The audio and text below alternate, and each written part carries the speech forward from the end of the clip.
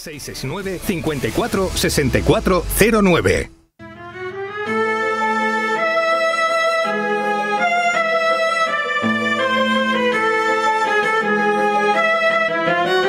Recorre cada mañana Guadalajara en Es la Mañana.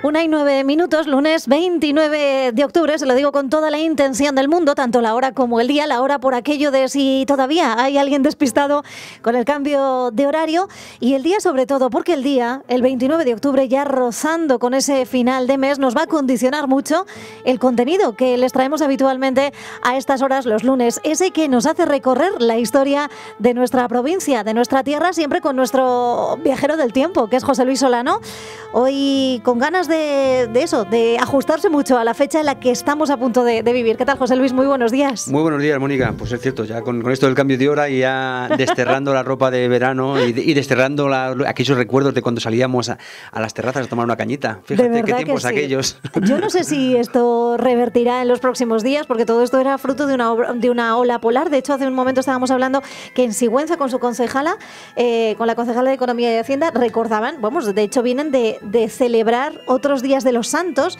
pues casi con manguita corta o con hábito ligero. Sí, pero este año tiene pinta de que no, ¿eh?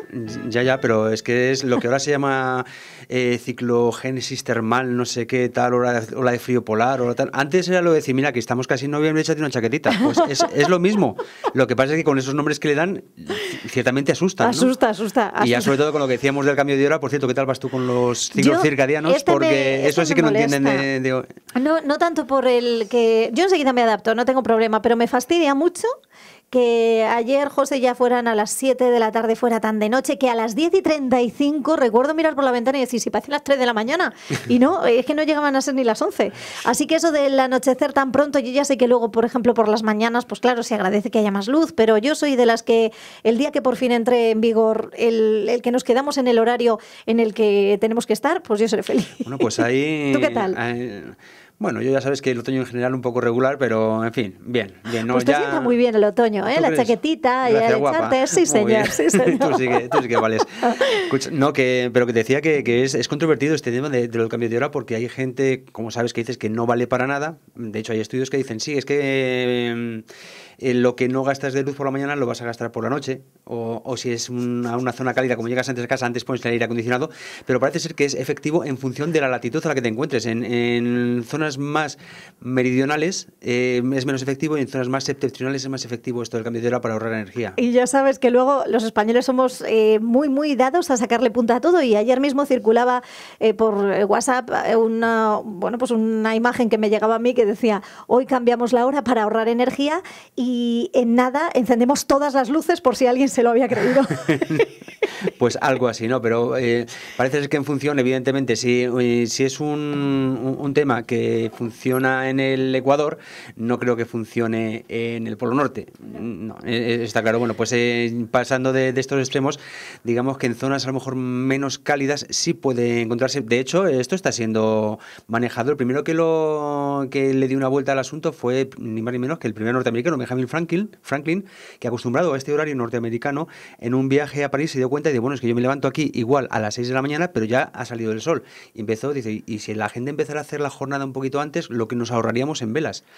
Y así empezó toda la cosa. Después, durante las 2 guerras mundiales, pues todos los estados, con esto comenzó Alemania en la Primera Guerra Mundial, a hacer el cambio de hora para ahorrar en carbón y en combustible. Pero todos los estados, con independencia de que fueran aliados o no, se adhirieron a esta propuesta, y ya finalmente la crisis energética de principios de los años 70 fue lo que terminó de decir, vamos a hacer algo, porque es que si no, no hay manera.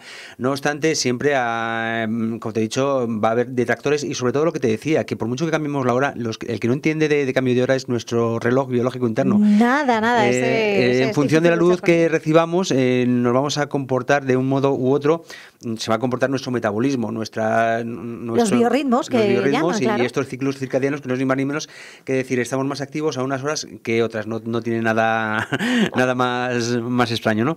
Bueno, pues eso, por mucho que cambiemos la hora, van a seguir lo que te ha pasado a ti, que te has levantado a la hora que no era, porque claro, todavía estás con la jet lag. Bueno, no, yo me he levantado bien. Ya te digo que yo no suelo tener muchos problemas a la hora de adaptarme, porque ya me lo creo a pies juntillas desde el primer momento que me levanto. Ya no me acuerdo de que hace un rato teníamos unos minutos menos, porque al fin y al cabo una hora más o menos.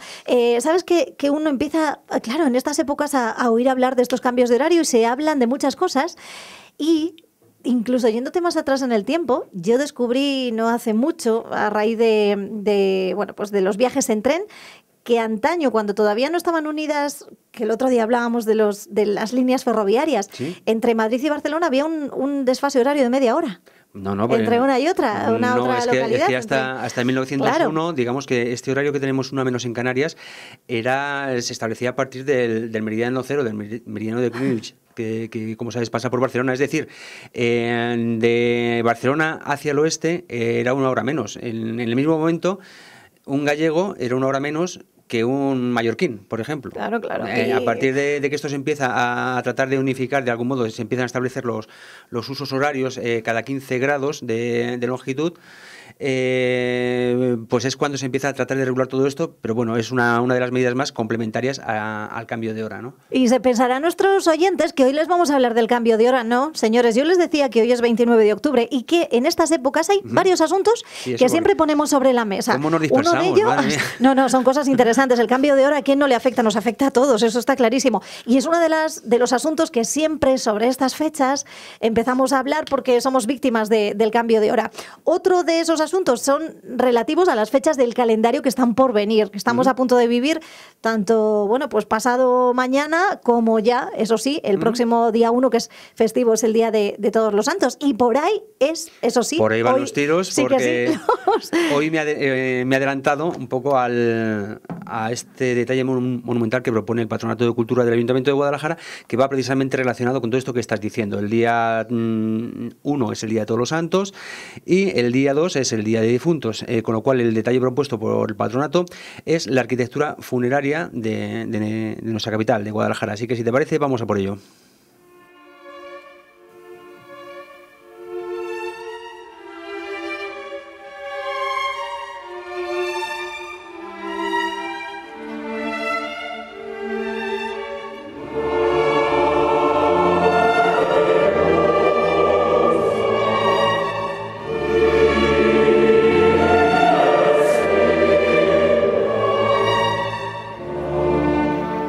Bueno, pues hoy no vamos a pasar miedo, no, simplemente vamos a hablar de la historia de la arquitectura funeraria en Guadalajara, en nuestra tierra. No sé si nos vamos a centrar un poco en lo que es la capital, José Luis. Pues sí, porque aquí tenemos dos ejemplos paradigmáticos, como son, los vamos a ver enseguida. Empezamos por cronológicamente el más antiguo, que es la cripta de los Mendoza, en el convento de San Francisco. Y es que, pues como hemos visto muchas veces, pues la familia Mendoza trató de unir su linaje, el ducado del infantado, pues a algo más etéreo, más eternal, ¿no?, por así decirlo, ¿no? Y aprovechando que eran épocas de patronazgo y mecenazgo, pues se hacían capillas y se hacían panteones, pues un poco, como te decía, para significar el valor sacro de esta estirpe, de este linaje, ¿no? Y también, por supuesto, en el caso de los panteones, como un modo de prolongación de la política de prestigio, decir, fíjate este hombre, lo importante que sería, lo importante que es su familia cuando le entierran de este modo, ¿no? Entonces, esto que hacía, que ligaba a la nobleza, no solo a los Mendoza, sino a otros muchos, a comunidades religiosas. Y en el caso de los Mendoza, ya sí, pues desde finales del siglo XV, don Pedro González de Mendoza y todos sus descendientes pues comenzaron a vincularse a la orden franciscana y comenzaron a patrocinar la construcción de un convento en Guadalajara. Y se hicieron enterrar allí. A partir de ahí empiezan a hacerse enterrar no en la cripta, no en el panteón como lo conocemos ahora, sino en la misma iglesia, ¿no? todo esto continuó así hasta el siglo XVII, en que la sexta duquesa del Infantado se da cuenta pues que ya la iglesia estaba llena de antepasados enterrados, y dijo, bueno, pues se propuso hacer una cripta donde ponerles más al uso, ¿no? Entonces transformó la capilla mayor, y debajo de esta pues puso una cripta más al uso de los panteones que ya se hacían en el siglo XVII. Esta señora, Ana de Mendoza, la cual no hay que confundir, por supuesto, con Ana Mendoza de la Cerva, la duquesa de Éboli, la princesa de Éboli, perdón, era la sexta duquesa del Infantado y séptima marquesa de Santillana. Mantuvo una existencia completamente espartana, ¿no? Era una mujer tremendamente religiosa, y repartía a los pobres pues todas las limosnas que podía, ¿no? Fue la que fundó, por cierto, el convento del Carmelo en Guadalajara. Y bueno, pues se propuso hacer esta cripta, la hizo, y le inauguró, por cierto, su marido, don Juan Hurtado de Mendoza, que además de marido suyo era, me parece que primo. Su primer marido también era familiar, me parece que también era primo, en fin, siempre, y ella parece ser que nunca estuvo muy de acuerdo con sus matrimonios, el primero porque la casaron de muy niña, y el segundo porque cuando enviudó y la propusieron casarse de nuevo, ella estaba ya muy metida en el tema religioso, no quería, y de hecho, en el acto de rebeldía se cortó el pelo completamente, a lo cual su padre le dijo, Dios, no te preocupes, que eso se te pasa con el tiempo, y finalmente la casó con el pariente, ¿no? Entonces, bueno, pues ya con esta pequeña y primera cripta que tenían los Mendoza en la iglesia del Fuerte de San Francisco, pues allí se hicieron enterrar hasta que ya empiezan a darse circunstancias tales que se empiezan a desvincular los Mendoza de la ciudad de Guadalajara. Por ejemplo, el séptimo duque del Infantado, Rodrigo de Mendoza, ya trasladó su residencia a Madrid, y su sucesora, su hermana Catalina Gómez Sandoval y Mendoza, resulta que se casó con el duque de Pastrana, con lo cual ya existía una doble ligazón religiosa, es decir, por parte de los Mendoza a los franciscanos, y por parte de su marido, del duque de Pastrana, a los carmelitas, que, como sabes, estaban allí desde que la princesa de Éboli trajo a Santa Teresa, ¿no? Entonces, pues igualmente que los Mendoza habían ligado su linaje a una orden religiosa, los duques de Pastrana lo habían hecho a otra, con lo cual, digamos que empezaba a perder no importancia, sino que sí, todavía se seguían haciendo enterrar aquí en Guadalajara, pero ya con menos asiduidad. Ya. Finalmente se realizó un nuevo panteón, porque también pues, la cripta esta primera que hizo doña Ana se quedó un poquito más pequeña.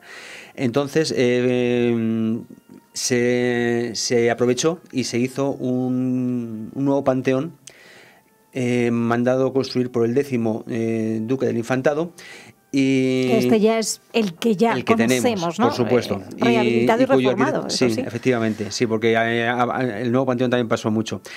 Este panteón lo hizo el arquitecto Felipe Sánchez, que por cierto fue un arquitecto del siglo XVII que, entre otros proyectos, fue el responsable del primer proyecto de la Basílica del Pilar, por ejemplo, o de los primeros estudios, o de los primeros dibujos.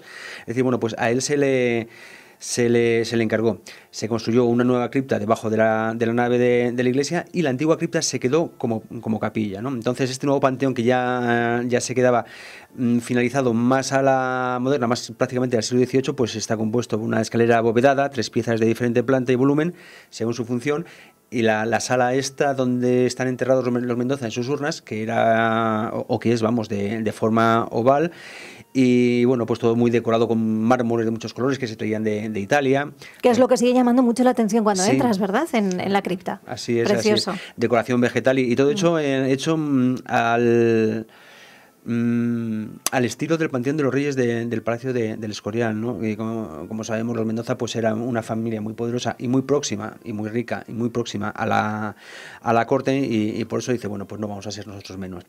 Es curioso que bueno, pues como te decía, paradójicamente el 10º duque del Infantado ya no se hizo entrar en ese panteón tan fastuoso que había comenzado, que había construido él, ¿no? y a partir de ahí ya te digo que los Mendoza cada vez se van haciendo enterrar menos. No obstante, pues allí estaban los restos de los antepasados, se podía decir de los Mendozas mayores, ¿no? ¿Y qué pasó? Hasta que llegan los franceses con la guerra de independencia y lo destruyen la iglesia, el panteón, un gran expolio artístico, pues como todo el que hacía por donde pasaban, ¿no? Buscando un poco riquezas que no encontraron, claro, ¿no? Más allá de los cuerpos. Pues en ese plan, buscando algo, destruyeron el retablo, las reliquias. Y bueno, los restos de los Mendoza pues los esparcieron por allí por el suelo y así se mantuvieron incluso durante las guerras carlistas, en que también se usó este panteón como polvorín, ni más ni menos. Finalmente, en 1859, los restos de los duques del Infantado que habían estado enterrados allí pues fueron recogidos y trasladados a Pastrana. Los que se encontraran, ¿no? Porque claro, después de tantos años de rodar calavera por el suelo. Así es. Claro. En fin, esta es un poquito la historia de este panteón que, como decías, hasta hace muy poco ha estado lamentablemente en el olvido, ha estado en una dejadez tremenda, pero por fortuna, bueno, pues se han ocupado de arreglarlo. Y estaba pensando que hará a lo menos 6 años o 7 años ya que se rehabilitó y que se convirtió en una de las grandes joyas desconocidas de Guadalajara en la época actual, y escenario también de algunas actuaciones relativas a estas fechas que están, como decimos, por venir. Recuerdo pues una actividad del ayuntamiento en las que se contaban historias de miedo dentro de la cripta y eso tuvo que ser no apto para ti, no que a José Luis no le gustan nada las historias. La historia de miedo no me gustan, yo y todas estas cosas yo no. Pero has podido visitar la cripta, ¿has pues entrado? Te voy a decir una cosa, tengo muchas ganas de ir a visitarlo porque estoy hablando de oídas, estoy hablando a partir de documentación. Donde sí he estado ha sido en nuestro siguiente edificio que vamos a hablar, es una joya de Guadalajara, del panteón de la duquesa de Sevillano. Perdón, de la condesa de la Vega del Pozo, sí, de la duquesa de Sevillano, de María Diega de Smasiers. Y Sevillano, muy bien, así es. Como dice Herrera Casado, donde me he estado en sus escritos, me he estado ahí empollando un poquito el tema, pues toda una joya, de todo un lujo para Guadalajara, así lo describe, ¿no? Vamos a hablar un poquito del origen ya no solo del panteón, sino por qué está ahí ese panteón, de la fundación del San Diego de Alcalá, que es como se llamó, y que comprendía el Colegio de las Adoratrices, comprendía pues todas esas huertas, asilo, posteriormente lo que fue Villaflores, efectivamente, y que era ni más ni menos pues una ciudad modelo pues para acoger a los desvalidos, para dar trabajo a la gente más necesitada, porque la doña María Diega era una señora bastante piadosa. Pues bien, en la Fundación San Diego de Alcalá una de las cosas que quiso hacer fue este gran panteón, en el cual quiso enterrar a su padre, a sus antepasados y a sí misma, ¿no? Y es un panteón precioso que se ve desde que pasas, no deja indiferente a todo el que pasa. Desde la carretera ves la cúpula preciosa y llama la atención, sí. Tiene planta de cruz griega, esto es decir, 4 brazos iguales y de las mismas dimensiones, y por fuera pues es un estilo románico lombardo, me parece que es un estilo que se dio en Italia, pues entre el siglo XI y el siglo XIII, y podemos encontrar, pues por ejemplo, la Catedral de Pisa es de este estilo, o incluso la Catedral de San Marcos es de este estilo. Bueno, es bellísimo, no sé si lo has visitado, este panteón, los mosaicos por dentro, al estilo bizantino. Llama mucho la atención el carácter benefactor de su promotora y la gran majestuosidad del edificio. Llama la atención, lo digo porque creo que María Diega era de todo menos vanidosa, ¿no? Para tener un monumento de este calibre, que lo hizo para que el pueblo tuviera trabajo, ¿no? Efectivamente, y lo de todo el tema de Villaflores, no solo para dar trabajo, sino después de haber hecho esta ciudad, este modelo no podría ser una cooperativa, este modelo productivo, no, sino que sobre todo para dar trabajo a la hora de hacerse. Era una persona que he estado leyendo hace un ratito en pues una edición facsímil que me he encontrado del Flores de Abejas, que se editó a partir de la muerte de la duquesa, que decía que sus rentas anuales sus rentas diarias eran de 40.000 pesetas, 40.000 pesetas de 1.616 diariamente, que fue el año que murió la duquesa, el 9 de marzo. Era una millonada. Era tremendo. Se decía que se le estimaba, no sé si 60 millones de pesetas, otros decían que el triple que eso, otro que a partir de que heredó otros 80 millones, es decir, era incalculable la fortuna que tenía esta señora, pero por supuesto era una mujer muy piadosa. Era sobrina de de Santa María Micaela, que fue la fundadora de las Adoratrices, y por eso ahora actualmente toda aquella Fundación San Diego de Alcalá está dedicado al Colegio de las Adoratrices, que son las que custodian el panteón y el colegio y las que lo enseñan, ¿no? Claro, porque se puede visitar, esto es súper Sí, se puede visitar y yo creo que es una visita obligada para todos los guadalajareños y todos los que pasen, porque se van a quedar completamente sorprendidos. La parte abajo, dentro, ¿no? Sí. Pues la cripta es tremenda, ese grupo escultórico que ordenó hacer la duquesa y que, por cierto, dio orden que no se esculpiera ninguna imagen suya hasta que no falleciera. La duquesa falleció, como decíamos, 9 de marzo de 1616 en Burdeos. Ella tenía ascendencia francesa también y bueno, finalmente pues fue entrada aquí entre una magnífica acogida del pueblo que estaba completamente agradecido a esta gran señora y benefactora de Guadalajara. Y después también, fíjate, en este facsímil que he encontrado del Flores y Abejas hay una serie de anécdotas que son muy graciosas. Muy graciosas porque debía ser una señora con mucha... muy seria, pero con un humor así como muy británico, muy irónico, y una de ellas decía que claro, pues como el panteón era también muy aprensiva, ¿no? Y el alcalde de entonces le decía que como llevaba el panteón haciéndose 30 años y no se terminaba, pues que si querían que le hacían una calle desde su palacio en la calle San Sebastián hasta el panteón, le hacían una avenida para que... Y a lo que la señora duquesa dijo, desestimen la idea, que yo cuanto más tarde vaya a ese panteón mejor. Eso dijo la duquesa de Sevillano, decir una señora muy rica, muy de rancio abolengo, pero también tenía su chispa, su humor. Luego muy querida, locuaz e inteligente, porque y muy querida cuando le tocó el tiempo de llegar a ese panteón, hubo, bueno, pues toda Guadalajara se lanzó a la calle toda Guadalajara a se lanzó a la calle y hubo muchísimas, sobre todo muchísimas muestras por parte de los más desvalidos a quien tanto les había ayudado. Bueno, pues ahí está ese patrimonio funerario, sin olvidarnos del magnífico cementerio municipal de Guadalajara, que también merece una visita y un paseo para ver los nichos, esas grandes que lo son, construcciones que también alberga. Y en fin, es que esta fecha da para mucho. Quizá la próxima semana sigamos hablando de ello, aunque haya pasado justo el día. José Luis, muchísimas gracias. Gracias a ti. Hasta la próxima. Chao.